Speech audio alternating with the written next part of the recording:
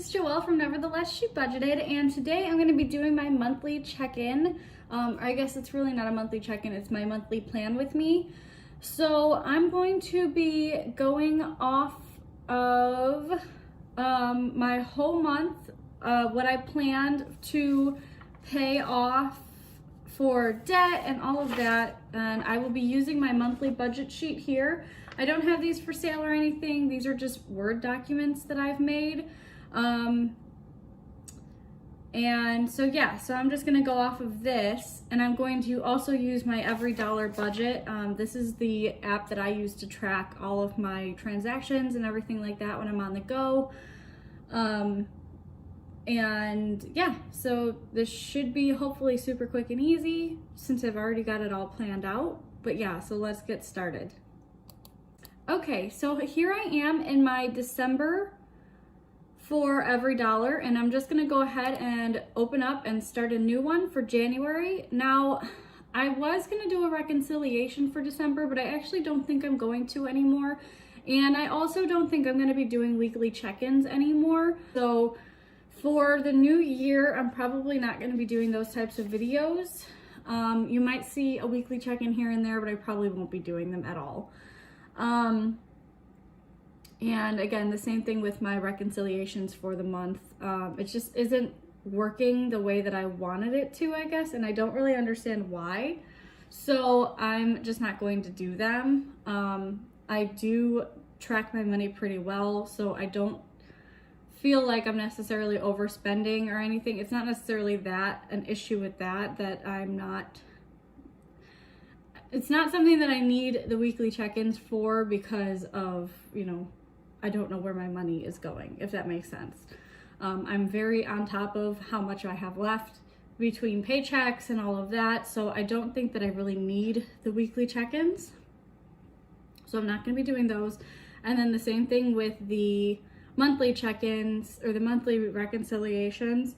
When I add in all of my numbers at the end, like all my paychecks and everything that I paid and my bills and everything, it just makes it really difficult for me to, I guess, understand it, even though I know that I'm on track, and it just doesn't add up the right way, if that makes sense. So I'm just not going to be doing that anymore. Plus, editing my videos it's time consuming, and I kind of have another life, so I don't want to be just always on the computer and editing videos and stuff like that. So I enjoy recording these, and I enjoy editing and posting them and interacting with all of you people. However, I just don't think that I can keep up with the schedule that I've put myself on, especially with like just the new year and everything coming into the new year. So with that being said, if you're new here, please go ahead and hit that subscribe button and the notification bell. And if you are a returning subscriber, hello and welcome back. And let's just get right into January, okay? Okay, so I'm going to start planning for January, and this is just going to copy my budget from December. Okay, so now that we're in January, I already, I'm skipping ahead a little bit here. I know that I just started a new thing, so it should be a copy of last month's.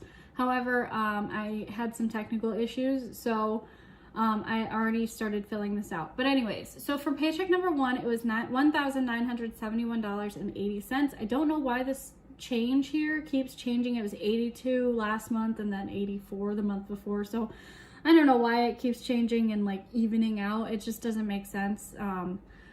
But anyways, that's what I'm getting paid. For paycheck number two, this is just a guesstimate. I mean, it looks like a pretty specific number to be a guess, but I tried to do the math as best as I could. I deducted my federal taxes and my state taxes as they have been being deducted at the current rate that they've been being deducted. And then I also added in the deduction for my Social Security tax because that's going to be starting back up in January. So that comes out on the 15th, and that begins the 15th through April 15th. So you'll start seeing this change here. I did get a pay raise, so there's that, and so that kind of factors into all of this. And then I also included my life insurance and Medicare and all of that kind of stuff. So then here for cash envelope rollover, I had $82 left in my cash envelopes. This is from groceries and eating out. So that's really awesome. I am not planning on doing anything special for personal. And I don't usually include personal in my cash envelope rollover just because it's already there. And I have it set in here as a sinking fund. So my checking account rollover, I have $554.52, and that is not including my $150 cushion that I have in my account. So actually, right before, because I actually did get paid today, right before I got paid, I had this amount plus $150 in my account. So this is what my actual checking account rollover looks like. And that is from going back to December. I was originally going to pay a second mortgage payment of $1,000, and I ended up not doing that. So with that being said, that money is still in my checking account. And then down here, I zeroed out all of my sinking funds in my coin jar because I don't plan on pulling anything out of sinking funds. Same thing with cushion. I zeroed that out because I'm not planning on pulling anything from my cushion at the moment. Amazon credit I left in there because that is for like if I get Amazon rewards points. That's because I have the Amazon credit card. So when I spend on Amazon, I get 5% cash back, and then I will typically use that towards my card to pay off some of the balance. But I'm not planning on doing any of that, and I don't think I have any credit rewards points anyways this month, so I'm not going to be doing that. And a New Year's resolution for me is to not use my credit cards at all. I know that in previous videos I've said that I'm not planning on not using my credit cards, and that is still true. But for now, while I'm paying them off, it just makes it confusing to me to try to do my debt payoff, videos, to include purchases and then payoffs and all of that. It just makes it way simpler for me to just pay off the card and not make any purchases and not factor all of that stuff in. So for the time being, I'm not going to have any Amazon credits because I'm not going to be using my Amazon card for anything. For Christmas and birthday, I am a fresh 28-year-old as of the 26th of December. And so I got some birthday and Christmas money. So my dad gave me $300, my mom gave me $125, and then my stepbrothers gave my sister and I both $30 in our Christmas cards. What I ended up doing, and you can see this in my, I'll link it up here, you can see this in my birthday Christmas haul video. I got a new wallet, and I ended up going through and stuffing, basically. I kind of just separated out the money. I gave myself $160 out of the $455 that I got for spending money for myself because it's my birthday and it was Christmas. And so I didn't want to just completely throw it all at debt, even though that is a huge part of my journey right now. Obviously that's something that I'm focusing on hardcore at the moment. That doesn't mean that I can't live my life, so I wanted to give myself a little bit of play money. I have that money in my wallet right now, and then the rest of that is going to go and be deposited. So this birthday Christmas amount is $202, which was partial repay money from cash envelope deductions in December that I haven't deposited into the bank yet, as well as the leftover cash that I separated out when I did that video that also needs to go to the bank. So that is that. And I have $4,976.79 to budget with. So moving down, I'm not going to be putting anything into savings. I'm not adding to my cushion. My cushion is set at $150. My USAA checking account, that's just a debit card that I have, is set at $30, and I don't want to go any higher than that. This emergency fund, I have $212 in that, and for the time being, I'm going to leave it there just because I don't know exactly what this paycheck is going to look like and what it's going to look like for the next 4 months. So I don't want to pull that money and then need it. And that's the whole point of me putting it away, was that it was to offset the Social Security tax. So we'll see what the Social Security tax is. And honestly, if it leaves my checks to be more or at least this 1971, then I will be perfectly happy that I have evened it out. And that is perfectly okay with me. So if this number is wrong and it's closer to 1971, that's okay with me. And then, yeah, no rollover, but I will go ahead and change this to January just because that's the month that we're in. But I don't have any other rollover that I'm going to be or I don't have any money, hopefully, at the end of this that I'm going to have left to budget. If I did this correctly, this should be good. And with that being said, I will not have any rollover to go into the new year. Okay, so for my sinking funds, I'm not going to have anything. I'm sorry, I will have something for only one of them though. So I'm going to go ahead and zero them all out first, and then I will come back up. Okay. So the only thing that I'm going to be putting into money or into savings for my sinking funds is going to be this one here. I need to get this Amazon subscription envelope up to 130. So I need to add $111 to this, and that will cover my Amazon Prime membership, which is set to come out the second half of January. So that's the only thing that I'm putting into sinking funds. Scrolling down into household, this is like my 4 walls, my rent, my electricity, everything that would keep my house running. I'm going to go ahead and zero out this mortgage number 2. Mortgage number 2, I was going to leave in here, and I think I'm still going to. But it was originally set for $1,000 for December, and then I was going to be able to be a month ahead in my mortgage, and then I was going to set it up with my mortgage broker, my bank. Excuse me. That was a cat. I was going to set it up with my bank so that I was paying 50-50 on the first and third Fridays of the month so that my mortgage would be paid by the 15th or whatever day it needed to be paid by, but I was going to be a month ahead in my mortgage. However, that didn't work because of pet emergencies, so I'm just not going to worry about it right now.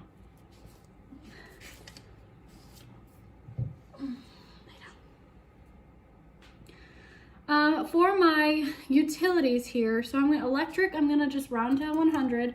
I did get the check or bill in the mail, and so it is going to be $70.32. However, I'm just gonna leave it at my 100 because that's what I always plan it for when I'm pre-planning for my budget. I could put the real number in now, but I'm not going to. It will just be a lower debt payment, but I'm actually going to be able to put more towards my debt because it's going to be a $27 difference. So Toledo Utilities, I'm setting at 70. It's the same as normal. Usually it's much lower than that. Same thing with my natural gas. I'm setting for 60, and usually it's only 56. So because I'm on the budget plan. My internet did go up, so it's 70.72. And my phone is set at 46, and that's what it will always be unless I tell my mom differently or get off of her plan. So my groceries I'm going to leave at 170 a piece. And my eat out, the same thing, 50 a piece. Travel is going to be at 35 each pay. And then my auto insurance I'm increasing to 110. The bill that I got said 109 and some change, but I'm just gonna put it at 110 and round it out. And then car registration, I'm gonna go ahead and delete this because my car registration is only due in January or in December. Personal, I'm not planning on putting any money towards personal. As you can see here, that means that remaining it's gonna show $15.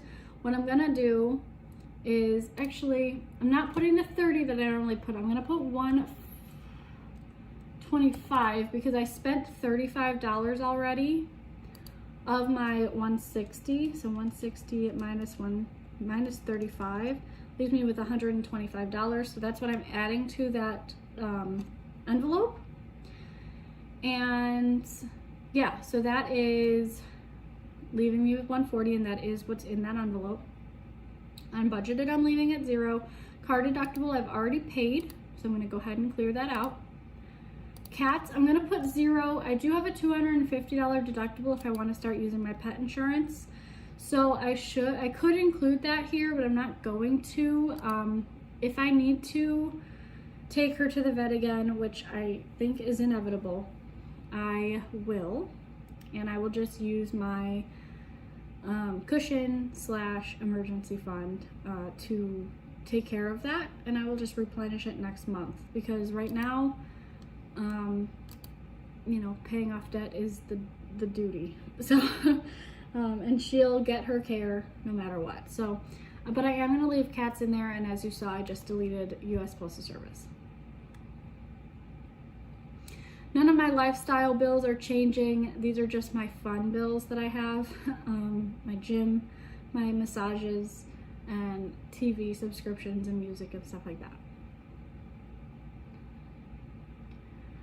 So coming down here to my car loan, I'm going to be paying my regular minimum payment on my car loan. That is part of my snowball, but it is not my current snowball payment. Amazon, I'm going to be paying that off, and I have already set it to pay off for the 1st of the month. So that's really exciting. And then as you can see here, that leaves me with, I'm going to zero this out so that I have the accurate number. That leaves me with $1,469.24 to put towards my carpet loan.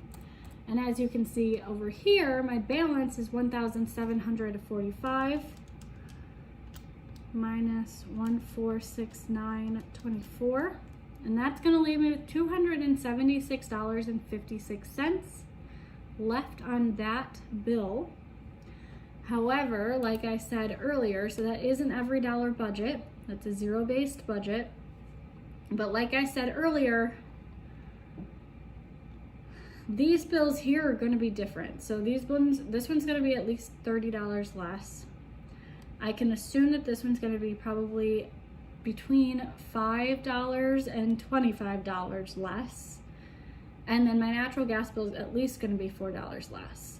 And then whatever money I don't spend on my cash envelopes is going to go towards that debt. So hopefully, fingers crossed, my goal for the month of January, even though this wasn't the goal originally, my original goal was just to pay off my Amazon card in January and pay off my carpet bill in February. But if I can swing it, my goal is to make an extra snowball payment to my carpet bill and pay that off this month. So we'll see. Hopefully this works. But with that being said, if I don't make it, then it's not a big deal, because that wasn't my original plan anyways. But we're gonna hope and pray and work really hard and save as much as possible, and we're gonna try to pay off both of these consumer debts and leave me with just a car loan for the rest of the year. But my goal for 2021, I have a couple. One of them for my financial journey is to pay off at least $18,000 in debt. I think that is the makeable goal. That is the goal that I can do almost without trying. My big goal is to pay off all of my debt, which I have, if I remember correctly, $21,113 in debt remaining. So that's a $3,000 goal difference, and I don't necessarily make more money because I'm a salaried person. So the only money that I usually come up with is, you know, not overspending in my budget or my tax money and birthday and Christmas money. So the goal for 2021 that's doable is definitely $18,000 in debt. The goal for 2021 that is my reaching goal is $21,113 worth of debt. So to pay off it all. My second goal is to save $2,000 for my house and my updates for the year. And I think that's it. Those are my biggest goals for 2021 in terms of finances. My other goals for myself, I guess New Year's resolutions, since it is the 31st of December. New Year's resolutions, I want to start running again. I've run 2 marathons. I ran the Glass City Marathon here in Toledo. That was my first marathon. And I ran the Dopey Challenge in Disney World. That is probably my greatest accomplishment. It was 48.6 miles over 4 days. It was a 5K, a 10K, a half marathon, and a full marathon. Thursday, Friday, Saturday, and Sunday in that order. And so I'd like to get back into that. Plus, we didn't have to do our PT tests for work this year because of coronavirus. So 2021, I have to start, I guess, getting fit again for my PT tests. So I have to run 1.5 miles for that. And I'd like to do that in under if I can do it in under 14 minutes, that'd be great. If I can do it under 13, that would be awesome. That's kind of my reaching goal, I guess, to take a whole it's a lot of minutes off of my run time. So that's one of my health goals, and then to eat at home more, which I do a pretty good job right now, but cooking at home, I'd like to do that more, find more recipes or find some staple recipes that I really like and then use those on a regular basis. That concludes this video. If you like this video, please go ahead and give it a thumbs up. I really would appreciate it. It helps my channel out so much. I am considering doing a 500 subscriber giveaway. Right now I'm at just under 300. So that's another goal, I guess, maybe for 2021 is to reach 500 subscribers. I don't necessarily expect to make any money off of YouTube. I'm doing this just for fun. It's a hobby of mine. I like doing the whole budgeting thing. I'm very intentional and intent with my money and very passionate about personal finance. So doing the YouTube channel was just a motivator, and it's a huge motivator. You guys are keeping me on track. And even in December, when it was a rough month, things did not go as planned. It still kept me on track.